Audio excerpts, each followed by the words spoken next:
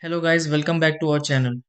If your GE portable air conditioner suddenly stops responding, settings seem frozen, or the unit starts acting differently than normal, a quick reset may help refresh everything.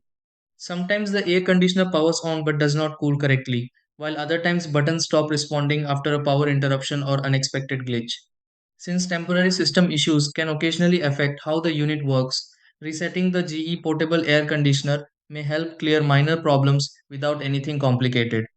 The best part is that the reset process is usually much easier than people expect once you know what to check.